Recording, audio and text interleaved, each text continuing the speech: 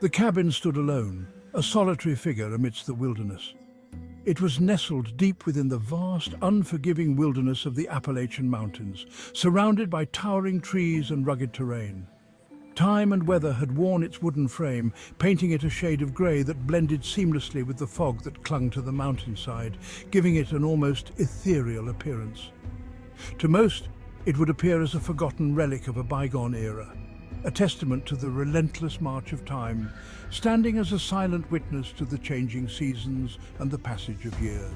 But to us, it represented an escape from the clamour of our city lives, a sanctuary of solitude where we could reconnect with ourselves and the natural world. Claire, a freelance writer seeking inspiration amidst nature's embrace, saw the cabin as the perfect setting to unlock her creativity, hoping the serene environment would spark new ideas and stories.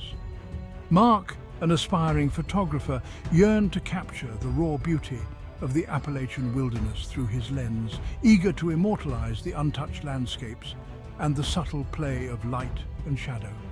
Together, they embarked on this journey into isolation, their backpacks laden with dreams of a tranquil getaway, seeking solace and inspiration far from the hustle and bustle of urban life. Little did they know, the mountain held secrets far darker than they could have ever imagined, secrets that lay hidden beneath the surface, waiting to be uncovered. As we ventured deeper into the wilderness, the familiar hum of civilization faded into an unsettling silence, replaced by the whispers of the forest and the rustling of leaves. The air grew heavy with the scent of pine needles and damp earth, a rich organic aroma that filled their lungs and grounded them in the present moment. It was a stark contrast to the exhaust fumes they left behind, a reminder of the polluted air and constant noise of the city. With each step forward, the outside world seemed to drift further away, replaced by an overwhelming sense of solitude and the quiet symphony of nature. They were alone, truly alone, swallowed whole by the vastness of the ancient mountains, feeling both insignificant and profoundly connected to the earth. The journey to the cabin was fraught with challenges, a testament to the unforgiving nature of the Appalachian terrain. The narrow, winding road that snaked its way up the mountain was little more than a dirt track, riddled with potholes and obscured by encroaching vegetation. The further we climbed, the steeper the incline became, pushing our aging Jeep to its limits. Hours turned into an agonizing crawl as they navigated treacherous switchbacks and fallen trees blocking their path. The sun, a hazy orb through the dense canopy overhead, began its slow descent, casting long, eerie shadows across their path. As dusk approached, so too did a sense of unease. The silence of the mountains, once serene, now seemed oppressive, broken only by the crunch of gravel beneath our tires and the rustle of unseen creatures in the undergrowth. The air grew noticeably colder as day surrendered to night. The headlights of their Jeep cut through the growing darkness, illuminating the dense forest that pressed in on either side of the road. They spoke little, their earlier excitement replaced by a shared anxiety that hung heavy in the confines of the vehicle. Each turn in the road, each bend in the path, only deepened their sense of isolation, reminding them just how far removed they were from help should they need it. Finally, as the moon replaced the sun as the dominant celestial body, they reached their destination. The journey had been long and arduous, filled with winding paths and dense underbrush, but the sight of the cabin brought a sense of accomplishment and relief. The cabin, just as they had seen in the photographs, stood in a small clearing, its silhouette stark against the backdrop of the night sky. The clearing seemed almost magical, a hidden gem in the vast expanse of the forest. Shrouded in an ethereal mist that seemed to emanate from the forest floor, the cabin appeared otherworldly. The mist swirled around their feet, adding an element of mystery and enchantment to the scene. Its wooden walls, weathered and worn, creaked softly in the gentle breeze, as if whispering tales of long-forgotten secrets. The wood, though aged, held a certain strength, a testament to the cabin's resilience against the elements. As if whispering tales of long-forgotten secrets, the cabin seemed alive, a silent witness to countless stories and memories etched into its very structure. Exhausted but relieved, we unloaded our supplies, each item a reminder of the civilization we had left behind. The weight of the gear seemed lighter now, buoyed by the excitement of the adventure that lay ahead. The beams of our flashlights dancing across the overgrown yard revealed glimpses of the past, remnants of a once-tended garden now reclaimed by nature. The yard, though wild, held a certain beauty, a testament to the passage of time. The silence of the mountains, broken only by the chirping of crickets and the distant hoot of an owl, was a stark contrast to the cacophony of their city lives. The tranquility was almost surreal, a soothing balm to their weary souls. It was a stark contrast to the cacophony of their city lives, a reminder of the simplicity and peace that nature offered.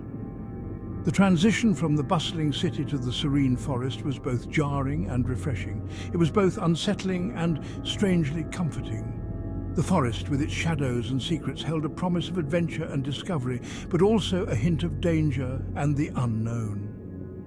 Stepping inside the cabin, they were greeted by the musty scent of decay and the weight of countless forgotten years. Dust covered every surface, a testament to the passage of time and the cabin's long abandonment. Cobwebs hung from every corner, delicate yet resilient, a reminder of the life that had once thrived here. The webs, glistening in the dim light, added to the eerie atmosphere of the cabin, and the air hung heavy with moisture, a palpable presence that seemed to cling to their skin. The humidity added to the sense of decay, making the cabin feel like a living, breathing entity. Despite its dilapidated state, the cabin possessed a certain rustic charm, a sense of history that was both alluring and vaguely unsettling. The broken windows and crumbling walls told a story of resilience and endurance, a sense of history that was both alluring and vaguely unsettling. The vintage items scattered around the cabin hinted at the lives once lived here, adding to the sense of mystery and intrigue. As they worked to build a fire in the old stone hearth, casting flickering shadows across the room, the warmth of the flames brought a sense of comfort and security. The firelight danced on the walls, creating an ever-changing tapestry of light and shadow. A sense of unease began to creep in at the edges of their excitement. The flickering shadows seemed to move with a life of their own, adding to the eerie atmosphere of the cabin. The isolation they had craved now felt oppressive, the silence deafening. The vastness of the forest seemed to close in around them, a reminder of their vulnerability in this remote location. They were intruders in this domain, outsiders venturing into a place untouched and unchanged by the passage of time. The cabin, with its secrets and stories, stood as a silent guardian of the past, a reminder of the transient nature of human existence. The first night in the cabin passed without incident. The crackling fire provided a comforting warmth, pushing back against the encroaching chill of the mountain air. Wrapped in each other's arms, they found solace in the shared silence, their fears momentarily forgotten in the exhaustion of their journey. Come morning, however, a sense of dread descended upon the clearing. Mark was gone. Claire awoke to find his side of their makeshift bed empty, the old wool blanket cast aside. Panic welled up inside her as she called out his name, her voice echoing unanswered through the empty cabin. He wasn't inside. He wasn't outside chopping wood. He wasn't anywhere. Frantically, she searched the perimeter of the clearing, her heart pounding against her ribs. There was no sign of him, no indication of where he might have gone or why. The forest, shrouded in a dense fog that seemed to amplify the silence, offered no clues, only an unnerving stillness that spoke of secrets hidden beneath its verdant canopy. The isolation that had once seemed so appealing now felt like a suffocating blanket, amplifying her fear with every passing moment. She was alone, utterly alone, in a place as beautiful as it was unforgiving, with no way to contact the outside world, no way to know what had become of Mark. Driven by a desperate hope and a growing sense of dread, Claire ventured into the forest. Her heart pounded in her chest, each beat echoing the uncertainty that lay ahead. The forest loomed before her, an impenetrable wall of green and shadow. She took a deep breath, steeling herself for the journey. The trees, their branches heavy with moss and lichen, seemed to whisper secrets of the past. Each step she took felt like a step back in time. The dense canopy overhead blocked out the sun, casting long, eerie shadows across her path. It was as if the forest itself was alive, watching her every move. The shadows stretched and twisted, creating shapes that danced at the edge of her vision. She couldn't shake the feeling that she was being followed. The air was thick with the scent of damp earth and decaying leaves, a pungent aroma that spoke of life and death intertwined. It was a smell that grounded her, reminding her of the cycle of nature. She paused for a moment, inhaling deeply, trying to draw strength from the forest itself. The scent was both comforting and unsettling. The silence of the forest was unnerving, broken only by the sound of her own breath and the crunch of leaves beneath her feet. It was a silence that seemed to amplify her fears. Her breath came in short, sharp bursts, visible in the cold air. Each exhale was a reminder of her isolation. The crunch of leaves beneath her feet was the only sound that connected her to the world outside her mind.